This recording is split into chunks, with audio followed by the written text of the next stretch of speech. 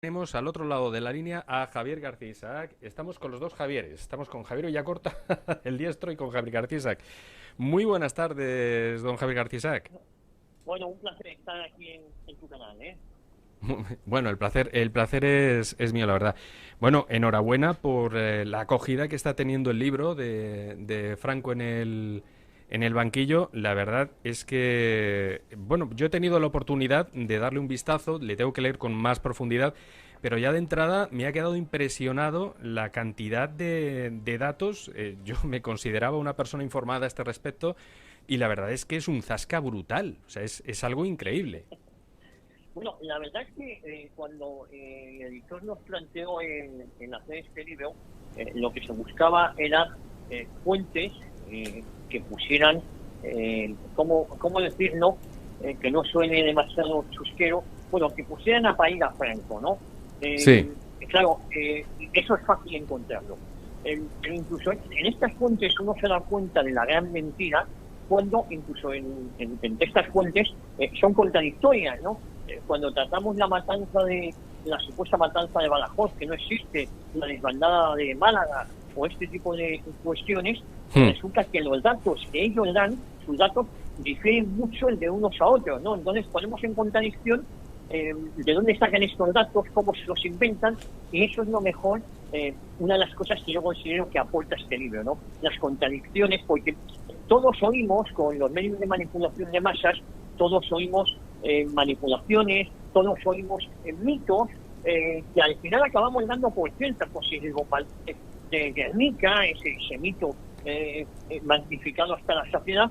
En cambio uno se pone a investigar seriamente y descubre que efectivamente son mitos. Ahí no hubo ni 2.000 muertos ni 3.000 muertos, no llegó a 120 muertos. Ojo, que no estoy diciendo que si sean o no importantes, lo que estoy poniendo en valor es la contradicción de las fuentes que la propia izquierda ha estado utilizando hasta el momento.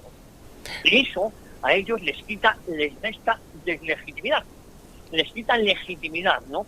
Cuando uno hmm. miente de forma sistemática y ya mientes, ya sin importante a voleo, dices cifras abusadas, te inventas los sucesos, te inventas, bueno, pues creo que este libro aporta precisamente esas contradicciones de la propia izquierda cuando utiliza sus propias fuentes.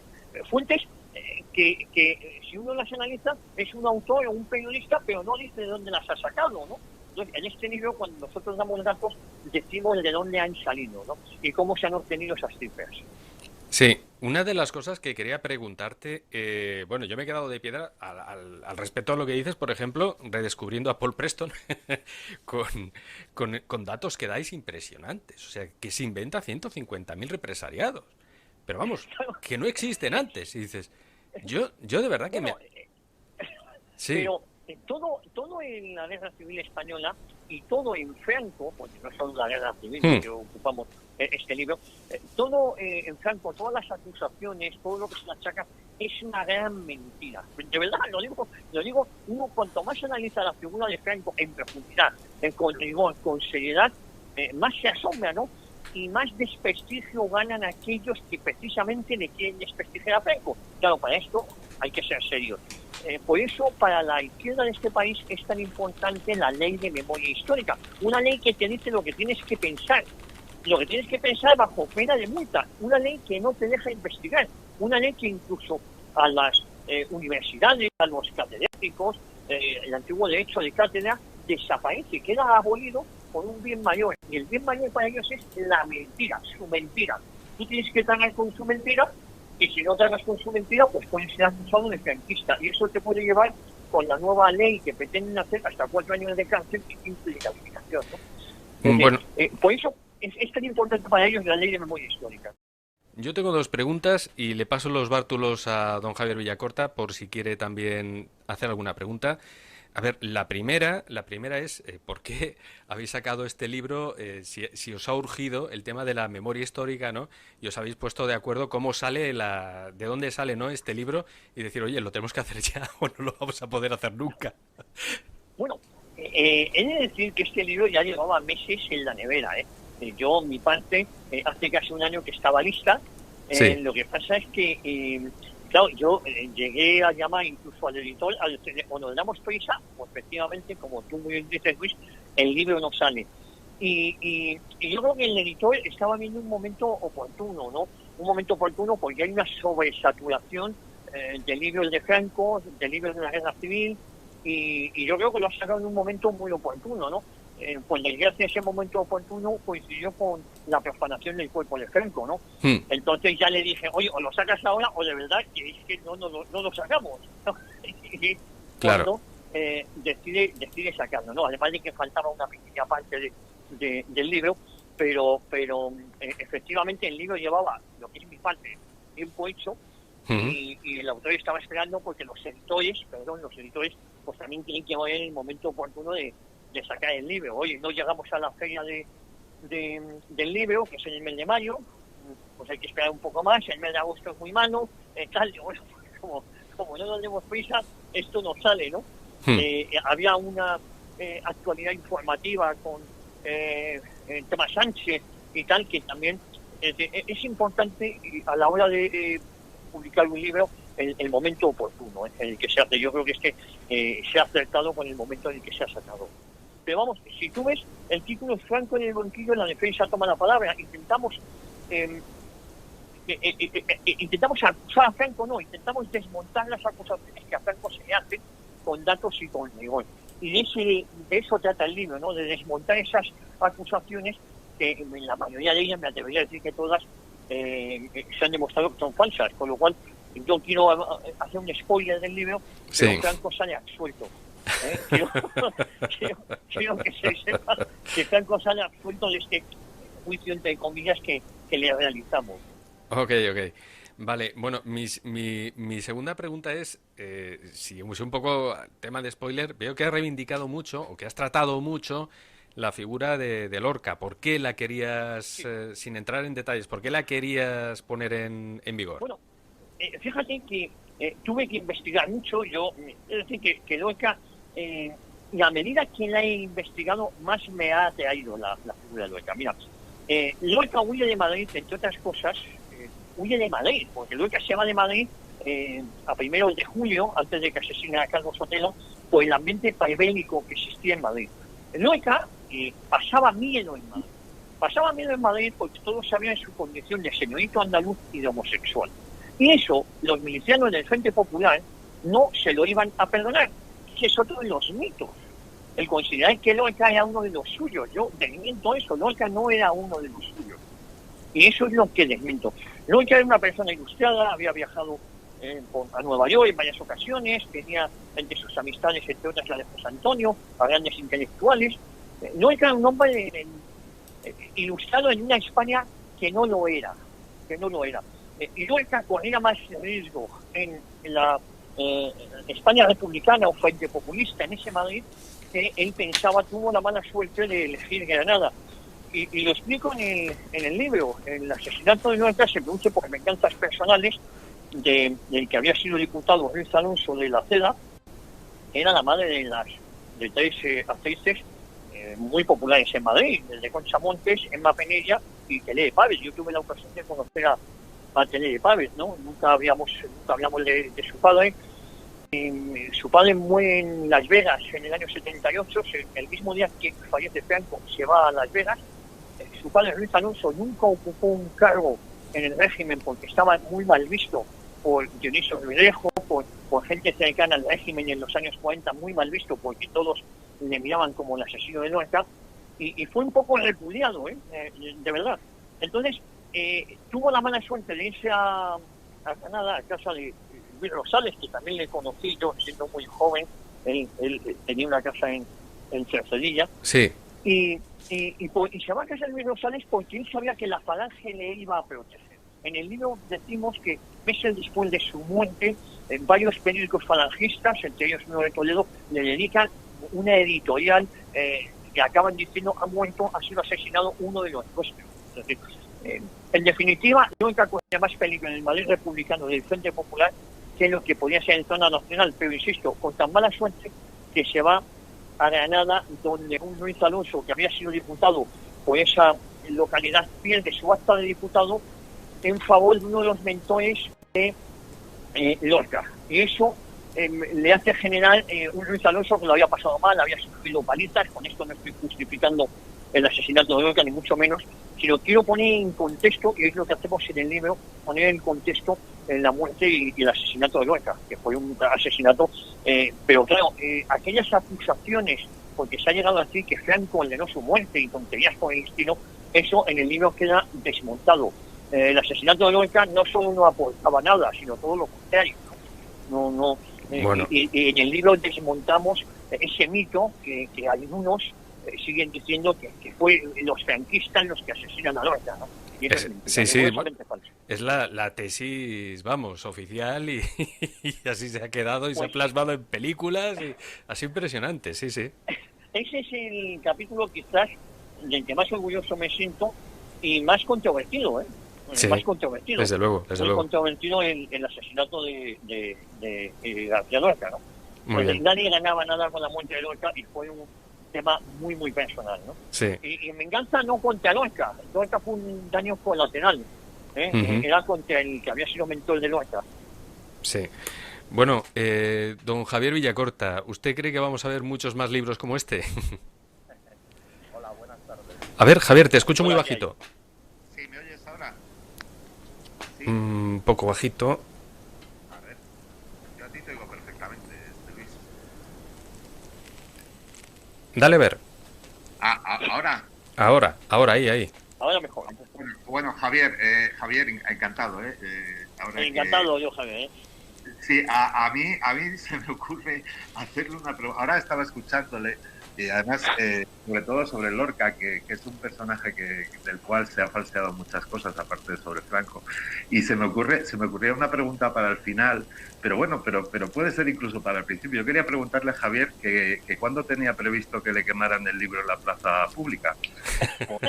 Bueno, eso no faltará mucho, Eso, y espérate que no sea físicamente, porque si por algunos fuera, hace poco tuvimos la ocasión de escuchar al cursi de Alberto Garzón quitándole a José Antonio la condición de víctima porque dijo que era un falangista. Claro, el ser falangista te quita la condición de víctima, quita la condición de víctima, con lo cual, bromas aparte, estamos en una situación muy peligrosa donde la izquierda, que no es nada nuevo, por otro lado, cosifica al contrincante, al rival. Esa cosificación, por esa cosificación se entienden que el PSOE y el Partido Comunista se sientan orgullosos de su historia de terror, odio y crimen. Solo por la cosificación, no sé si me entendéis, cuando ellos asesinaban, sí. mataban, torturaban o violaban a una monja, no consideraban que estaban violando, matando o asesinando a una monja. Era una cosa, ¿no? Sí, señor. Esto también se entiende en los grandes genocidios en la Unión Soviética, en esos campos de trabajo. Es decir, ellos no tienen conciencia de hacer nada malo cuando el muerto, el que ha sido asesinado, cuando la víctima es un contrincante o un rival político. Y esto lo hemos visto a lo largo de la historia, y de ahí que la izquierda, particularmente el Partido Comunista y el Partido Socialista, se sientan tan orgullosos de su pasado. Y eso fue uno de los grandes errores de la transición. Está muy bien el perdonar, pero aquí olvidamos con mucha facilidad. Nunca se tuvieron que legalizar las siglas del odio que estuvieron involucrados en los grandes crímenes de nuestra guerra civil española. Nunca. Y ese fue uno de los grandes errores. Y estos que ahora han reescrito la historia, como muy bien decías, Javier, son los que, si pueden, los ejecutarán, nos quemarán los libros y nos quemarán.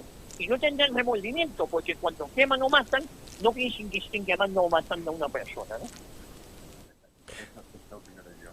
Aparte que hay algo sobre que tiene mucho que ver con la manipulación de la historia y con la manipulación sobre la historia de Franco, que tú estabas contando ahora, y que me parece muy importante, es en la terminología, en los términos que usan. Y sobre eso, gente como tú, que has tenido que estudiarte 1000 cosas para escribir el libro, deberías hablar de lo que ahora nos llaman a nosotros, que es fascista, a la gente que no pensamos como ellos, y que incluso a Franco le llamaron fascista, y nada tiene que ver Franco con el fascismo. Llaman a Vox fascistas, nada tiene que ver con el fascismo, todo lo contrario.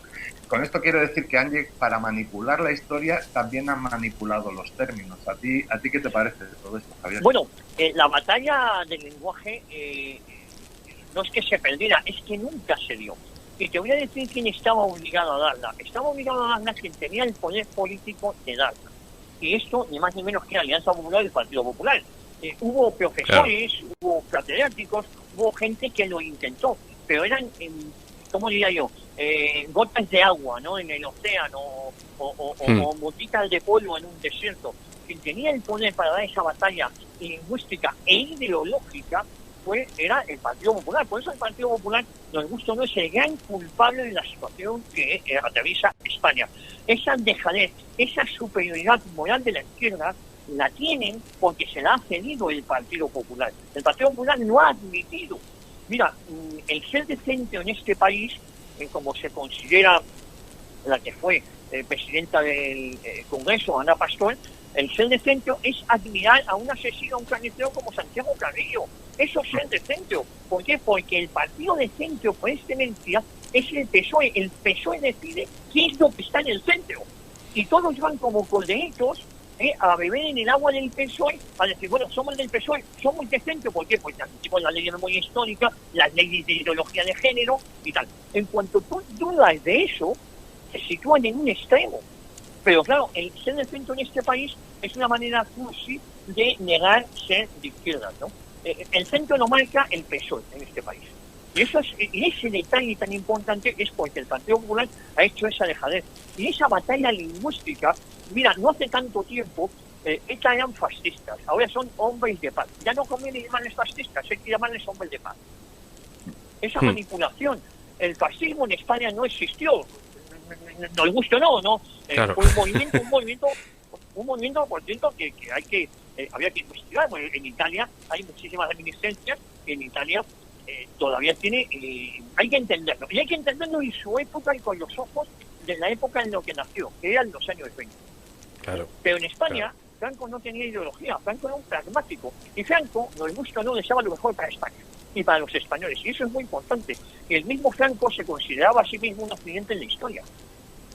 De ahí que dejara luego pues la dinastía que ya estaba. Franco bajo ningún concepto, algunos que pensaban que iba a dejar al duque de Cádiz, eso era mentira, jamás se le pasó por la cabeza ninguna de esas frivolidades, porque Franco, entre otras cosas, no era frívolo. Franco era, a sí mismo se consideraba un accidente en la historia. Fíjate, qué curioso, qué curioso. A ver, bueno, antes de nada, a toda la gente que se va incorporando a esta emisión, decir que estamos con Javier Villacorta de El Digital Diestro y con Javier García, que ha tenido a bien pues pasarse y comentarnos el tema del libro que acaban de sacar, Franco en el banquillo. Y bueno, pues estamos comentando un poco pues acerca de la figura de Franco y demás. Muchísimas gracias a toda la gente que se va incorporando. Javier García, si lo tienes a bien, te voy a pedir dos cosillas. La primera, que nos digas, yo he encontrado un enlace en Amazon, ¿de acuerdo? Y he colocado el enlace en la descripción de este vídeo para que la gente pueda encontrarlo. Se puede encontrar, obviamente, en las librerías. Y decir que si hay algún otro tipo que tú... de acción por el cual digas, bueno, por aquí lo tenéis fácil o es mejor cogerlo por aquí porque no viene... Es muy fácil. En el Corte Inglés ha estado agotado hasta hace nada porque en un mes, me gusta o no, el Corte Inglés, sé que habéis estado comentando, el Corte Inglés no pierde negocio, con nada. No sé si estáis de acuerdo. No, es una manera fácil.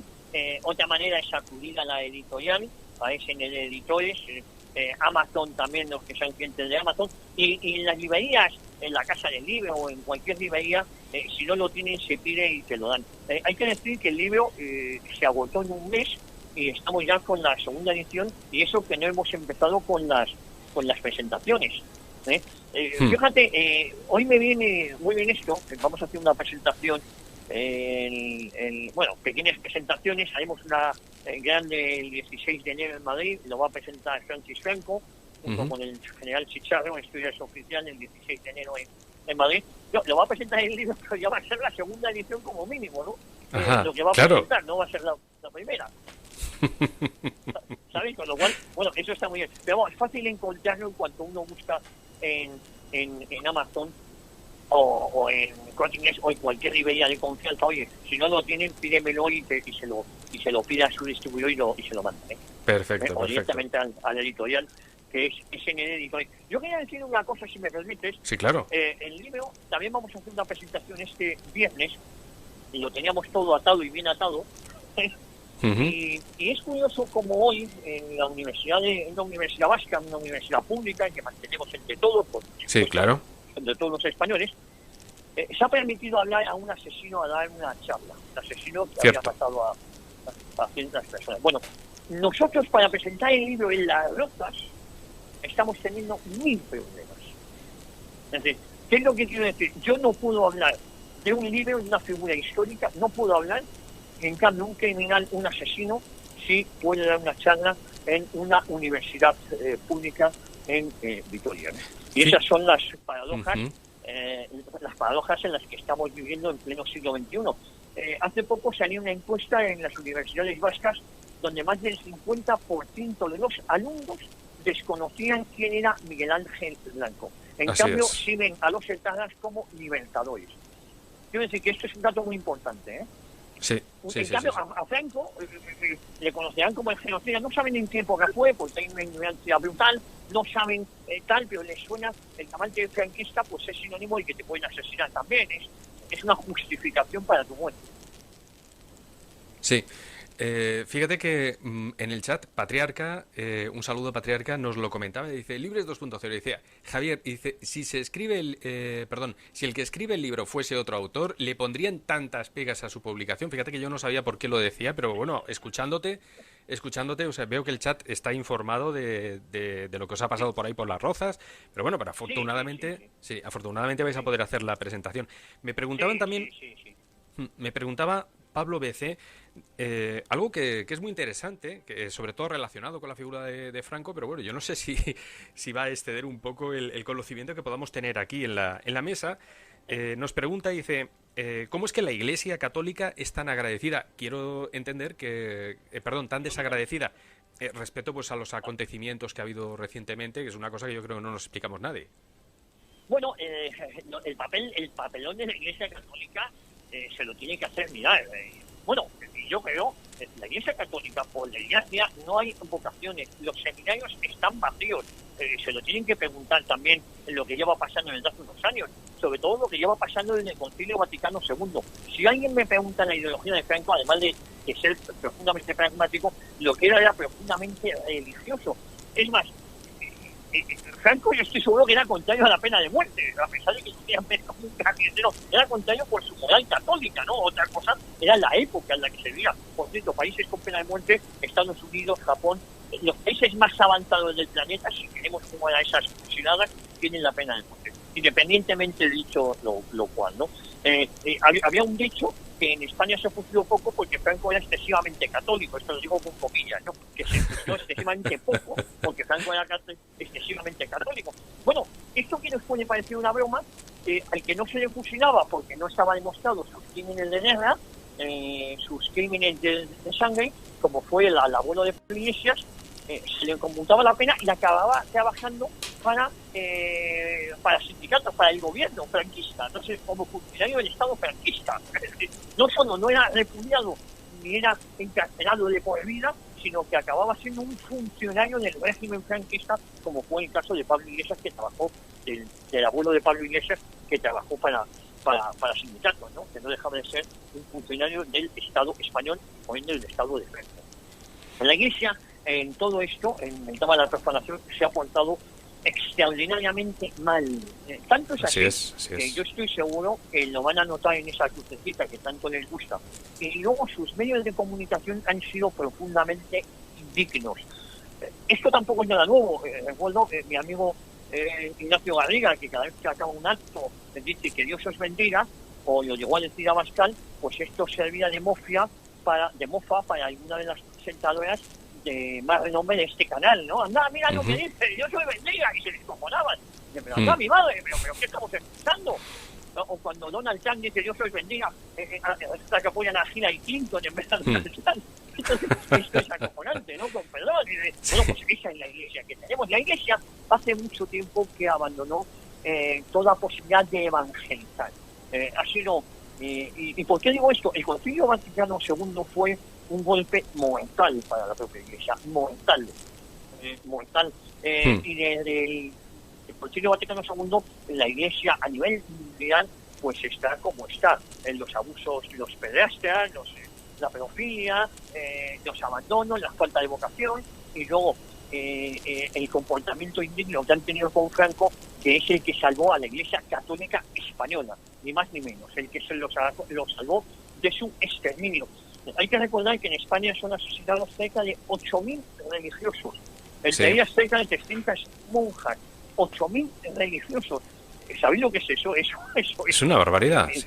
Eso a Nerón, que le tenemos demonizado, no llegaría seguramente ni a una cuarta parte de las ejecuciones que hubo en España, de los asesinatos, los crímenes que hubo en España. Y claro, y la Iglesia Católica Española, con la perforación de Franco, se ha puesto de perfil. Es más, me atrevería a decir que ha sido el colaborador necesario para que a Franco lo perforaran del Valle de los Caídos. Estoy seguro que la Iglesia Española, por desgracia, o la jerarquía eclesiástica, yo creo que la Iglesia Española le va a pasar factura, porque la Iglesia somos todos, y a todos nos va a pasar factura el comportamiento indigno que ha tenido nuestra jerarquía, para ser más exactos y más correctos, ¿no?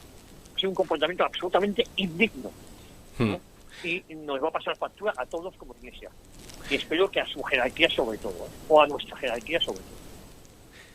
Fíjate que sí, hay algo que yo no entiendo muy bien ahí, ¿de acuerdo?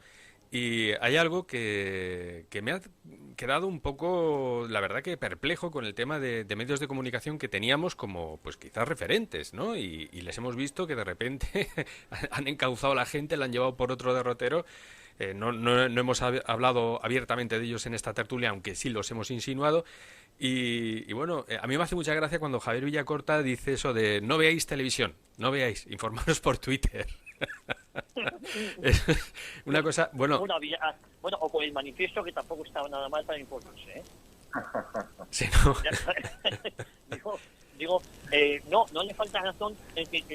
Pío Moa dice, y yo coincido con él, habla de los medios de manipulación de masas. Por desgracia, la sociedad española actual es muy bizcochable, muy adaptable al momento político del momento. Todo es muy relativo, muy influenciable. Nos llaman fanáticos cuando los fanáticos son esta banda de tarados que reciben a una niña de 16 años como la gran Mesías.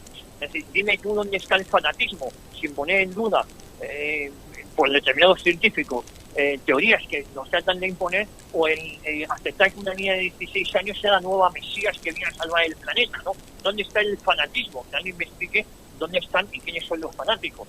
Entonces, los medios de comunicación tienen mucho poder. Hace un par de años, se ha sabido ahora, una concursante de Gran Hermano fue violada. O tuvo abuso sexual dentro. Y este programa se sigue emitiendo. Es decir, estamos con la falsedad de los maltratos, de las violaciones, y en Gran Hermano se violó a una mujer, a una concursante, y el programa se sigue emitiendo para esa banda de gilipollas que se ponen delante del televisor y se quedan como medio lelos y atontados a ver si tumban debajo unas sábanas y tal, y no sé qué, no sé cuánto. No sé si me entendéis lo que quiero decir, perdonadme por el lenguaje, pero esto es lo que tenemos. Esto es lo que tenemos. Sí. Una sociedad, pues eso, que ve a Susana Griso y se que todas las paídas que dice, se inventan datos, cifras. Lo último, pues se hablaban, si volvemos al libro, de los 150.000 desaparecidos, que en España había más cunetas que en Vietnam, más cosas que en Vietnam. Hay que me diga que en Camboya, hay que recordar que en Camboya había un régimen con el que ellos simpatizaban, porque claro, en los años 70 simpatizar con Pol Pot y esto era muy monono. Ser maoísta era de lo más cachondo, era de lo más moderno dentro del comunismo. Es que se les olvida decir eso, ¿no? Se les olvida que el régimen al que ponen como ejemplo de mayores fosas que España es uno de los suyos. Es todo es un Himalaya de mentiras, de falsedades. Y la televisión es un generador. Pero gracias a Dios, fijaros, la televisión cada vez tiene menos influencia. El Pedro J. Ramírez dando lecciones de moral. Pedro J. Ramírez dando lecciones de moral todos los días en televisión española ahora, que ha sido recuperada por su nueva mujer, por su nueva esposa. No, es absolutamente ridículo. Porque ya, gracias a Dios, entiendo o quiero pensar que cada vez la gente se informa menos por la televisión. quiero pensar. Yo quería hacerte una pregunta, Javier, y siento meterme así por el medio. Habiendo analizado como has analizado la figura de Franco y toda su historia, como la has hecho y tal, ¿piensas que habiendo dejado todo en manos de Juan Carlos, en manos de los Borbones, Franco se equivocó con las consecuencias que estamos viendo ahora? Bueno, no todas las decisiones que tomó Franco fueron acertadas, y posiblemente la más desacertada desde mi punto de vista es volver a la monarquía borbónica. Sí, Franco era monárquico, Franco asimismo se consideraba un accidente en la historia. Franco piensa que educando a don Juan Carlos y a su hermano, que falleció en un accidente con Juan Carlos, pues podía reconducir lo que era muy difícil de reconducir. Lo que tenía Franco es que al borracho y al degenerado de don Juan no se le podía dejar en manos de la monarquía. Era un conspirador nato, era un sinvergüenza de manual, y Franco pensaba, y algunos españoles así lo creyeron durante un tiempo, que el rey, por la educación que había recibido de Franco, iba a romper con esa maldita tradición que ya no venía del de Fernando VII, incluso el de Carlos IV, ¿no? No fue así, por desgracia no fue así, y posiblemente fue un error, porque ¿sabes por qué en España no existe un modelo republicano? Por los nostálgicos de la Segunda República, porque la izquierda se apoderó de ese concepto y de ese modelo, ¿no? Entonces, claro, si uno dice, no, me gusta la República y tal, y resulta que lo que la República consideran es un partido político, lo consideran un partido político, se apoderan de ella, salen con la bandera tricolor y con puños en alto, pues claro, ese es el mejor antídoto de que en España no haya una república. Y claro, yo siempre he dicho que el que mayor daño ha hecho a la Casa Real ha sido la propia monarquía española en manos de don Juan, o en su caso, vamos, el mal ejemplo que daba don Juan y el mal ejemplo, que nos guste o no, ha dado don Juan Carlos I.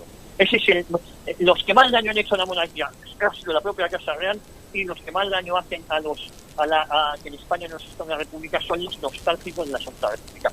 Efectivamente, Franco, ¿cómo expresarlo? España era un reino sin rey, o era una república sin presidente de la república, ¿no? Claro. Porque nos inventamos un modelo extraño, ¿no? Lo que pasa es que efectivamente la república hizo tanto daño, fue tan cruel, tan penoso, esos 5 años de terror, posiblemente los 5 peores años de la historia de España, de la historia reciente por lo menos, que Franco no podía dejar ese modelo, ¿no? Y Franco tampoco, entre los carlistas tampoco había un heredero claro, tampoco, la situación era muy complicada, y además entre los carlistas también era una rama borbónica, ¿no? Yo creo que ahí Franco tenía un papel muy complicado, pero efectivamente, a tener lo que tenemos ahora y el comportamiento que tuvo don Juan Carlos, posiblemente en esto sí se equivocó, y hay que decirlo así, y no pasa nada, ¿no? Pero no lo digo yo, lo dije desde el momento que tuvo que abdicar por los escándalos que ha tenido que abdicar. No olvidemos que uno de sus del cuñado de las actual jefe del Estado está en prisión, ¿no? Correcto. Claro, eso es poco edificante, ¿no? Eso es poco, lo que se llama el número uno de todos los españoles está en el talego. Claro, eso es poco edificante, ¿no? Poco edificante. Y por los negocios que hacía con su suegro, pues, o que utilizaba su nombre, pues la verdad es que ha hecho mucho daño, y fue una decisión equivocada. Está claro que cuando Franco muere hay que cambiar de régimen, porque era un régimen muy personalista donde había un culto absoluto a Franco y una lealtad inquebrantable, lealtad que en cuanto murió, pues sálvese quien pueda, es decir, y eso es así. Claro. Pero si llega Micaela Blanco tampoco hubiese podido haber continuidad en el régimen, espero yo. Lo que no se esperaban nadie, incluso aquellos, como diría yo, pues lo de Gonzalo Fernández de la Mora, es que la Constitución española degenerara en el reconocimiento a una serie de autonomías en el café para todos, que ese ha sido el auténtico cáncer, la puntilla que se le ha dado a España, ¿no? Además de una cantidad de personajes mediocres que han pululado durante la transición, porque nos quejamos de los políticos que tenemos ahora, pero si uno echa la vista atrás, el tabú del Mississippi, que era Adolfo Suárez, los Alfonso Guerra, tal, el echarle de menos Eso da muestra de lo extrema que está esta sociedad. Y más con la cobardía que demuestran tener ahora. Porque Alfonso Guerra, claro, con lo que está haciendo ahora, demuestra ser un cobarde, más que otra cosa. Claro. Incluso reconociendo que el Tribunal Constitucional, una cosa que ya todos sabemos, que pudo haber hecho prevaricación, pero no hace falta que lo diga Alfonso Guerra. El Tribunal Constitucional, desde el momento que es un tribunal que no nombran partidos políticos y que votan lo que les dice el partido político. Por cierto, incluso el Partido Popular en eso se equivocó, porque a Grande Marlaska o al pequeño Marlaska, el que le mete en el Consejo General del Poder Judicial es el Partido Popular, ¿eh? Sí. Esa es otra. Ese es el ojo que tiene el Partido Popular a la hora de elegir a los miembros del Consejo General del Poder Judicial, ¿eh? Que ni en esa se acierta. Desde luego. Muy bien. Bueno, muchísimas gracias a toda la audiencia que se han incorporando a esta emisión de Libros 2.0, de la tarde 2.0. Estamos con Javier Villacorta del Diestro y está nuestro invitado Javier García Isaac, que bueno, pues ha sacado libro. Lo pueden encontrar en los enlaces de la descripción de este vídeo de YouTube, que es Franco en el banquillo. Pues documento, yo diría que imprescindible, al menos yo lo he agradecido muchísimo, la verdad. Es un documento que la verdad es que es necesario, porque me he dado cuenta que vivimos en un fake tras fake tras fake, y este libro, pues hablando en términos modernos, es un zasca en toda su expresión, vaya. Bueno, decir que don Javier, aparte, don Javier García Isaac, también es director de Radio Ya, medio que es más que recomendable y salvable, por supuesto, de lo que decíamos antes, por lo que decían del chat, de no escuchar radio, no ver televisión, informarse por Twitter. Bueno, a ver, por Radio Ya sí. De hecho... Hombre, Radio Ya es obligado a enterarse, ¿eh? Por supuesto, por supuesto. Por supuesto. Sí. Hoy, por cierto, muy acertado, tanto el editorial como en todo La boca del lobo. Yo pensaba haberle dado un poco también a Bardem, pero no habéis quedado restos, no ha quedado más que polvareda, entonces... Hombre, la gente me ha sacado que se ha dicho que era buen actor, y yo he de decir que a mí me parece buen actor directamente proporcional a la mala persona que es, ¿no? Ah, vale. Por cierto, la dinastía Bardem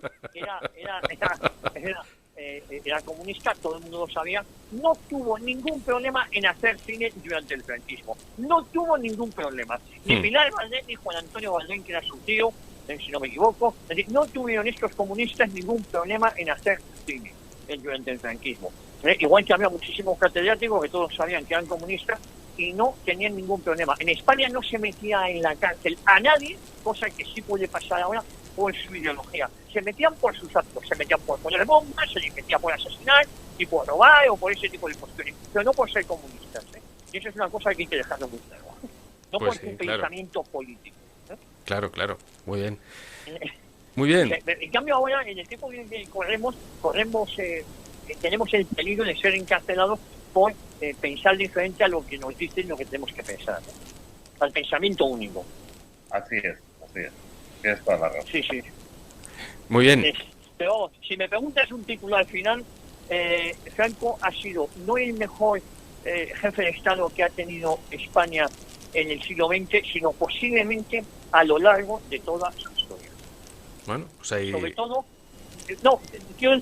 todo por la España que recoge, los 40 años de franquismo supone un adelanto de unos 150 años.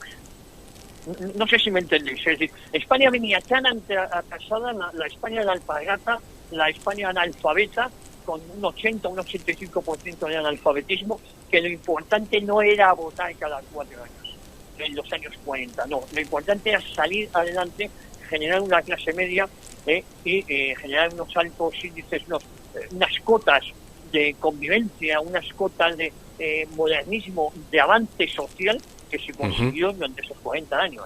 Y eso es innegable, es una de las cosas de las que también hablamos en el libro. Es decir, uno lo puede coger de una manera, de otra, las estadísticas, y luego hay una estadística también que llama poderosamente la atención, que es la población reclusa. La población reclusa española era de las más bajas en proporción del resto de Europa. En España era una dictadura y no había nadie en la cárcel.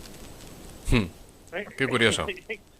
Son datos que invitan a la reflexión, ¿no? Desde luego. Y todo esto que os cuento desde un punto de vista histórico. Está claro. Y es lo que se agradece, ¿no? Los datos y decir, no, mira, esto es así. O sea, aquí tienes la fuente. O sea, como bien decías al principio de la entrevista, la datación, o sea, se ve el trabajo que que habéis hecho en este libro y la verdad es que pues es muy de agradecer. Bueno, pues Bueno, yo... y este Sí, libro, perdóname, sí. sí. No, en este libro está... A ver, Javier García Isaac y después Javier Villacorta, por favor. Mira, no, en este libro está también Fernando Paz, el historiador, buen amigo, Sí, Álvaro sí es. Romero, y el teólogo es de Eduardo García Serrano. Que digo que también me gusta resaltar. Sí, desde luego, Que desde no luego. soy solo yo, ¿eh? Desde luego, desde luego. Un saludo muy grande y también extensivas las gracias a todos los autores que lo han sido. Javier. Sí, yo quería, porque tanto como, porque yo ya te adelanto que me voy a comprar el libro, tanto como la figura de Franco, yo quería saber, porque has hablado y a mí me interesa mucho la figura de Federico García Lorca y las muchas mentiras que hay con Federico García Lorca también, si detalla su relación, por ejemplo, con Alberti o con José Antonio Primo de Rivera en el libro. Vamos a ver, sobre todo lo que detallo, hago una breve semblanza a lo que fue su infancia, dentro de la España, ¿cómo diría yo? La España rural, de la España analfabeta, de la España atrasada de los años 20, eso es, hay que reconocerlo. ¿Cómo diría? García Lorca era un señorito, y estaba considerado como un señorito andaluz. Lo que eso significaba para la época, las envidias, pero es que esas envidias las generaba sobre todo entre miembros que luego formarían el Frente Popular. No sé si me entiendo muchísimo cuando García Lorca huye de Madrid, es que posiblemente fuera asesinado en Madrid. Eso claro. No tengo absolutamente ninguna duda de que García Lorca hubiese sido asesinado en Madrid, pero hubiese sido asesinado como lo fue Mejía de Salga, que era masón y republicano. Es decir, pero ¿por qué? Porque venían de ciertas familias, ¿cierto? Entonces, sí detallamos sus viajes, detallo en esta cosa, en esta cuestión, porque a mí es a quien me toca hablar de García Lorca, también sus últimos días, su relación con Luis Rosales, es decir, que luego Ginés de los Ríos, que es su protector, pues eso es lo que genera muchas envidias en Granada, ¿no? Por parte de Luis Alonso. Entonces, las amistades hablamos de las amistades de García Lorca, los viajes, sus influencias, cómo le pilla la guerra civil. Yo pongo en duda de que García Lorca sea un hombre de izquierda, no lo es, ni mucho menos. Uh-huh. Y sobre todo hablo de que con la muerte del poeta nace el mito. Uh-huh. Con la muerte del poeta lo que nace es el mito. No es una biografía sobre él, pero bueno, hacemos un semblante sobre su figura, ¿no? Sobre su figura. E insisto, el ser homosexual en esa época, García Lorca se vio involucrado en un escándalo en el grupo de teatro al que pertenecía, algunos medios de comunicación, y yo estoy seguro que mentiras eran temas infundadas, pero incluso algún medio de comunicación hablaba de comportamiento indigno, se dejaba caer que con los niños del teatro ese grupo podía haber tenido... Es decir, había sobre él manías, muchas manías que le tenían unos y otros, pero en ningún caso la Falange y ni muchísimo menos Franco. Es decir, eso hay que dejarlo muy claro. Es decir, yo soy de los que opinan que García Lorca, insisto, no era de izquierdas y que corría más peligro en el Madrid republicano que en la zona nacional. Lo que pasa es que hay que entender por qué se va a Granada, que es una elección equivocada. Pero por los hechos que cuento en el libro. Yo creo que hay tanta manipulación con la biografía, bueno, hay más manipulación con la biografía de Franco, pero con la de García Lorca también. Yo estoy convencido de que también existe una grandísima manipulación con la biografía de García Lorca, y eso también merece un libro, la verdad. Estoy convencido. Hablo también del supuesto asesino de García Lorca, que era Ramón Luis Alonso, el diputado de Acción Popular. Cuento que había sido diputado por Granada del 33 al 36. Era un obrero católico al que le dieron multitud de palizas. Estaba muy, muy resentido, y sobre todo cuando le roban, porque le roban su puesto de diputado, claro, el que se lo quita es el que había sido uno de los mentores de García Lorca, pues en el grupo de teatro, ¿no? Y eso hace que este hombre, al no tener acceso al mentor de García Lorca, pues vaya por García Lorca, ¿no? Fue un tema absolutamente personal y donde, por cierto, la Falange, insisto, en uno de sus muchos artículos que hace, han asesinado, ha muerto uno de los nuestros. Fíjate. Y eso lo cuento en el libro, y digo que periódicos, fechas y tal, no es que lo soltemos a la pluma. Fíjate que... He dicho Ginés de los Ríos, me refería a Fernando de los Ríos, no a Ginés de los Ríos. Okay. Que Fernando de los Ríos, que había sido el ministro, era el mentor, había sido el mentor de la anciadora. No Ginés de los Ríos, me refiero a Fernando de los Ríos. Aclarado queda. Fíjate que hay una historia que a mí me impactó mucho, una anécdota que cuenta este hombre Sánchez Dragó, que cuando él estuvo por comunista en la cárcel, ¿vale?, y ellos se reunían en sus charlas, allí él lo cuenta así, recibieron un toque del partido, porque por lo visto se les juntaba un chaval que ellos creían que podía ser homosexual, ¿de acuerdo? Y le dijo, oigan, cuidado con quienes se juntan ustedes en la cárcel, porque el partido no puede tolerar este tipo de cosas. Vamos. A mí... Sí. Es que los que hemos estudiado un poquito de la metodología y lo que hemos estudiado del Partido Comunista, en realidad hicimos un serial sobre la historia del Partido Comunista y de algunos de sus dirigentes, ¿no? El Partido Comunista lo contamos, el homosexualismo era considerado una enfermedad muy grave,